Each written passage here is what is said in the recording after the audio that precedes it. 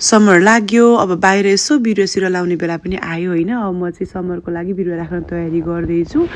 अनि यो बिउहरूलाई चाहिँ यसरी मैले टावल पेपरमा राखेको छु अनि यो मैले यो कचौरामा राखेर हल्का पानी हालेर यो टावल पेपर भिजिरहेको हुन्छ नि त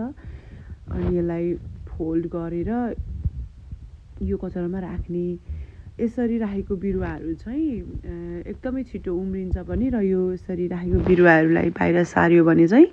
हत्तपत्त मर्दैन अनि यसलाई यति गरिसकेपछि म जिपलकमा हालेर एयर टाइट गरिदिएर राखिदिन्छु किनभने छिटो उम्रिन्छ यसको टुसा छिटो राम्ररी आउँछ यति गरेर हल्का अलरेडी घाम लाग्ने ठाउँमा चाहिँ राखिदिनुपर्छ अनि यो 2-4 दिनमा कुनै बिरुवाहरू 2-4 दिनमा कुनै चाहिँ अब डिपेन्ड्स कुन के को बिउ हो होइन अलिक ढिलो उम्रिने पनि हुन्छ यसरी मैले घाममा राखिदिएँ यसलाई अनि 2-3 दिन पछाडि हेर्दाखेरि चाहिँ यो यस्तो भइसकेको हुन्छ मैले बिचमा पानी सानीहरू केही हाल्न जति मैले सुरुमा पानी हालेर फोल्ड गरेर एयर टाइट गरेको त्यति नै अब यस्तो मजाले उम्रेको हुन्छ होइन अनि यो यसलाई चाहिँ गमलामा माटो राख्ने अनि यस्तो गरेर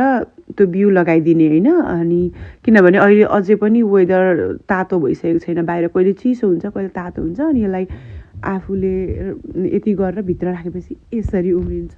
अनि अब यो अब 2-4 दिनमा यो बाहिर सार्नको लागि लगभग यो रेडी भइसकेको हुन्छ थ्याङ्क यू